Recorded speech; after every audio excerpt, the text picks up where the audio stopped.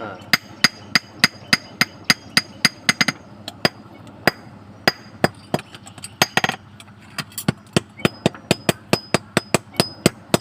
আফসোস নাই।